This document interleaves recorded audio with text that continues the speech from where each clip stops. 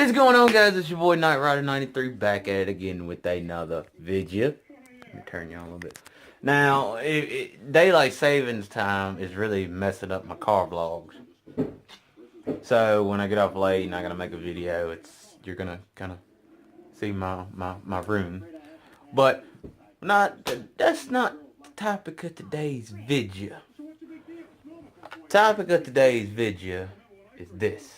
Let me get the thumbnail real quick. So, like a whole bunch of other newbies, and yes, I'm going to use the word newbies. I spent, that was the first mod I decided to get, was a handheld tuner. Now, before I go any further, I'm not knocking Bama, I'm not knocking SET, I'm not knocking any handheld tuner. I'm not knocking Lund or anything. But I should have done some more research and should have waited before buying the tuner. And should have bought something else like a shifter because my MT82 stock shifter is held up by zip ties if you don't know already. So I made the newbie mistake and went and just all out bought a tuner. Didn't do my research. Just bought the first tuner I saw on American Muscle because at the time I was American Muscle. Like I was like, that's where I'm gonna get my parts from.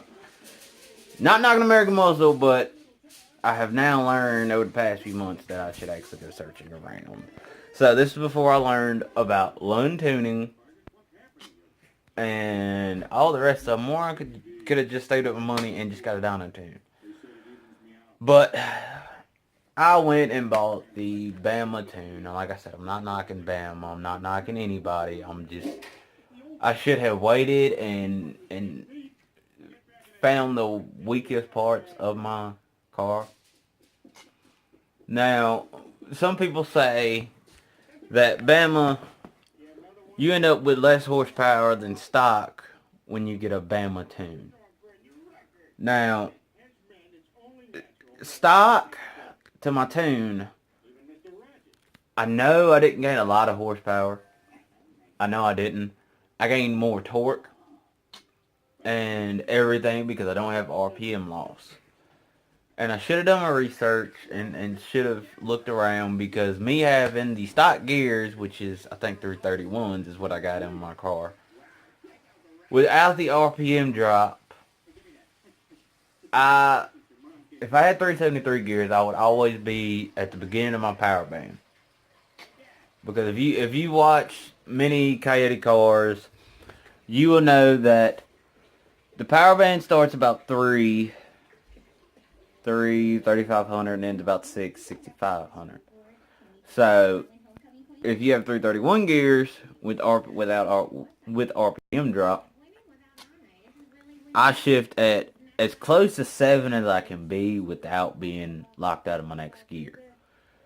So I can shift, let's say at 69, and when I shift, back up to 45-ish around there. So I'm not at the top of my power band at the beginning where I need to be.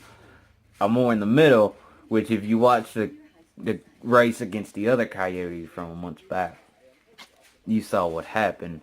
He was on a Lund tune and I'm on a Bama tune with 331 gears. He had 373 gears. So every time he shifted, he was hitting the beginning of his power band and was able to ride it out. Whereas me, I'm hitting the middle of my power band and I'm not getting the full power band, which is why I think my car doesn't do as good. Now, I'm not knocking my car at all because, let's be honest, I ran a 1326 on the stock Pirelli tires, stock clutch, stock gear, and the only thing I had was a tune and a cold air intake and axle back. So, I think for what my car is, I did pretty damn good.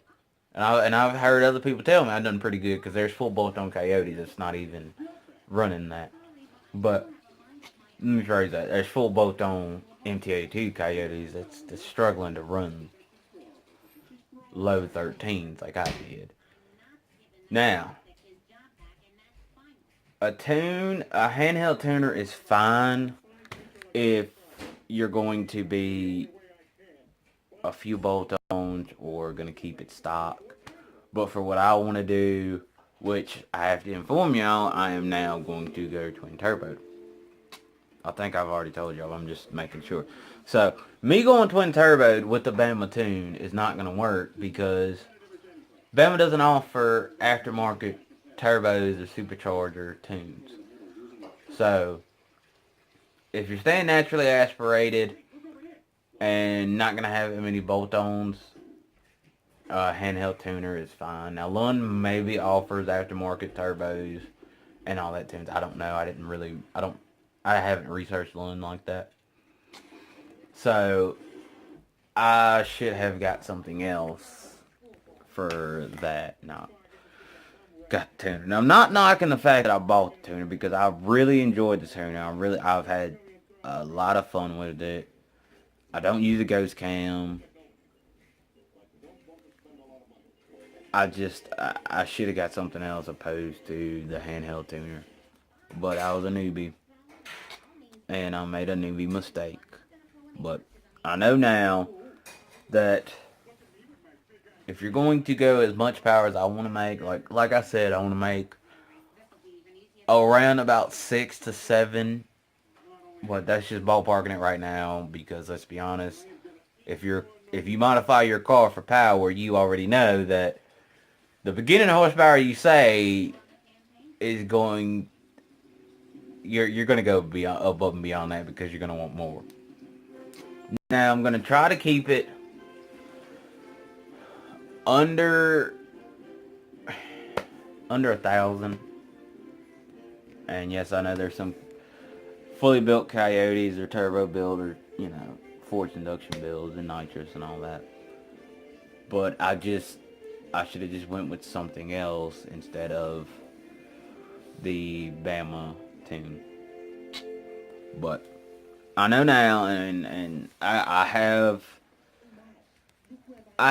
ways of getting around that. And I've already looked at getting a Lund tune.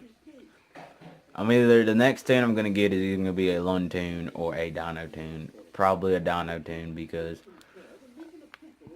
I want to see what my car makes. I have not dynoed my car, so I don't know what it makes. I'm just going off the RPM loss that Alejandro Flores has said.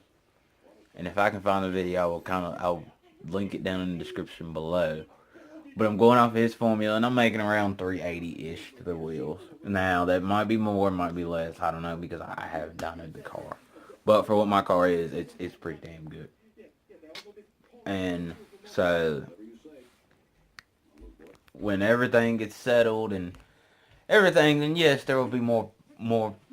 I'm gonna, for right now, I'm gonna focus more on the drivetrain and the suspension and a little bit of power mod, not a lot, because I don't want to make 500 horsepower be a full bolt-on Coyote car and I can't hook.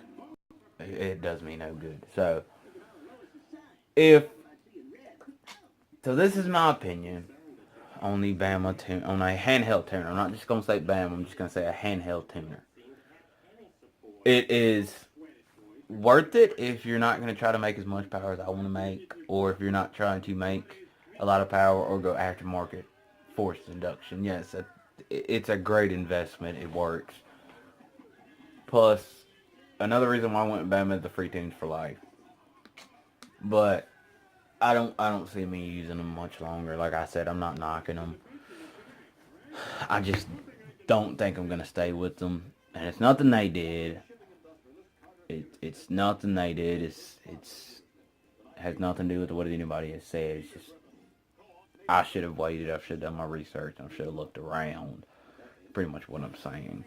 But anyways, that's the topic of today's video, and I don't have a lot of information, so I don't exactly know.